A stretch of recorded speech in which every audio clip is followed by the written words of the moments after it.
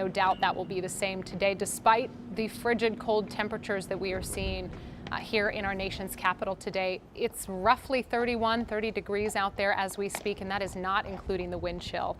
And we know so many of you have been waiting to pay your respects to the former president. We are watching some people emerge. These are family members, I do believe. Stand by.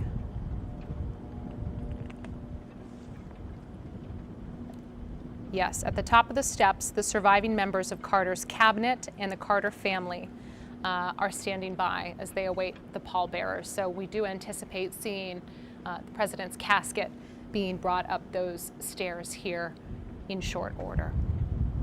Only 12 former presidents have had their remains laid in state in the U.S. Capitol Rotunda. Of course, Jimmy Carter is the first. He is the only former president to have lived to the age of 100. He lived a long, robust life, and so many of the people here today, as I said, former cabinet members, of course his family members, one of his daughters, his daughter Amy, who we saw earlier standing in the funeral procession, who is now 57 years old. So many of you perhaps have fond memories of her. She attended public school here in Washington, D.C. And again, just giving you another poignant, powerful view here of our former President Jimmy Carter's casket as we do await this procession, this funeral procession, to make its way into the Capitol Rotunda. This is where Vice President Harris will be delivering a eulogy at the Lying in State ceremony, where she and Second Gentleman Doug Emhoff will then present a wreath on behalf of the executive branch. And then we'll have that service inside the Capitol building. No word on how long that will take, but we do know after that takes place, the Lying in State will then open to the public. And we do believe doors should open to the public around 7 p.m.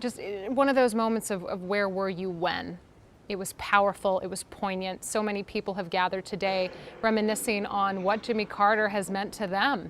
The politician, the philanthropist. We see Ted Cruz there over in the back. A number of dignitaries, as you can imagine. This is so powerful to be here. Here's the aerial view of the Capitol Rotunda. The casket is not yet in the rotunda, so we are awaiting that. We do know that the memorial service will have Vice President Kamala Harris, members of Congress, of course, other officials. Senate Majority Leader John Thune, House Speaker Mike Johnson will be delivering eulogies. Several members of Carter's presidential cabinet, as I mentioned, are expected to attend. You can hear just how silent it is as people try to absorb and take in this moment. From here, the former president will lie in state, and here we have Kamala Harris, Doug Emhoff, First Gentleman, walking in. You can see Speaker Mike Johnson, Senate Majority Leader John Thune, as well as they prepare to speak.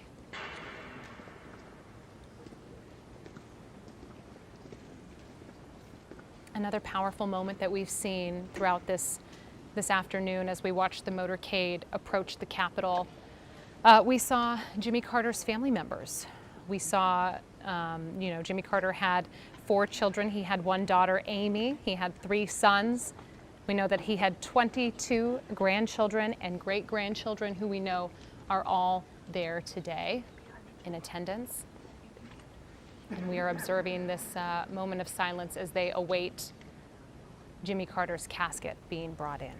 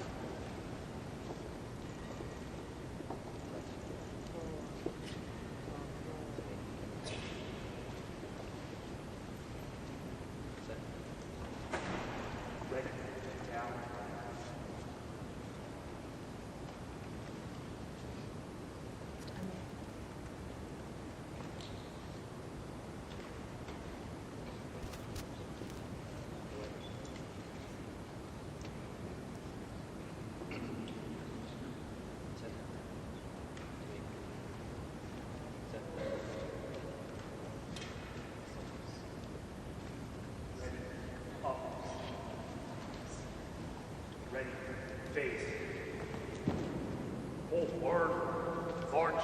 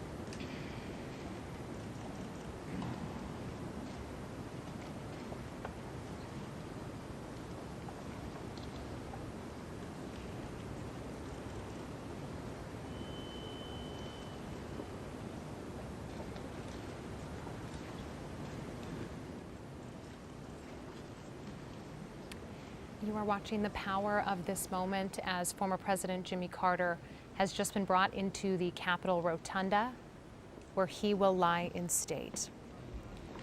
While he lies in state, the military will maintain a guard of honor. And you're seeing some of that formation begin to play out.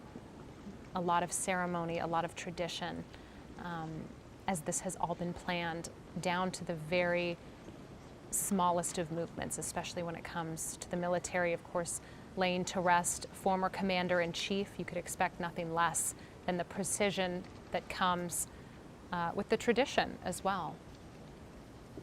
And we are awaiting a ceremony, lying in state ceremony, that will take place here shortly.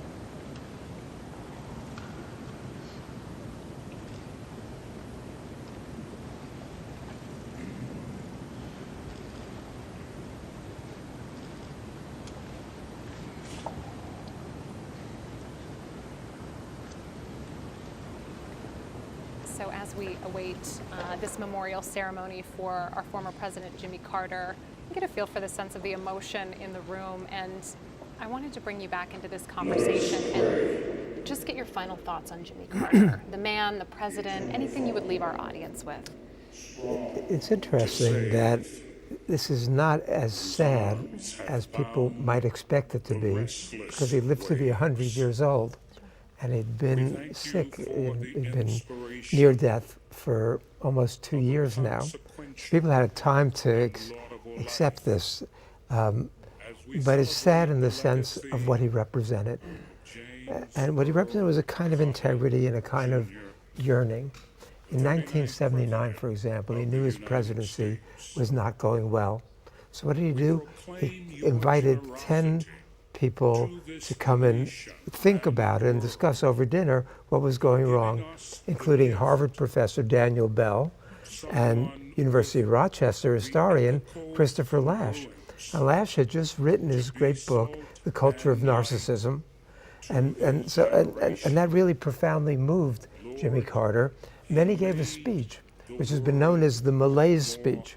And what he said there is that we've been suffering spiritually since Vietnam, since Watergate, since the assassinations of President Kennedy, of Robert Kennedy, of Martin Luther King. He said, and there's this hollowness, this yearning in the American soul. And he said it's not going to be filled by consumption and by owning things. So that kind of materialism is looking in the wrong place. What we need instead is a new sense of community, a new sense of belonging, a new sense of camaraderie. And the speech was mocked as the Malaise speech. initially it went over well, but then when people look back on it, they said, well, that was, in some sense, blaming the American people for the problems rather than solving them in terms of his presidency. And there were sad things. There was not only Afghanistan. I mean, Brzezinski was happy. He said, we've given the Soviet Union its own Vietnam, but there was the Iran hostage situation, which was largely Carter's own making. It goes back to '53, when the CIA overthrew the Mossadegh government in Iran. Mossadegh was incredibly popular.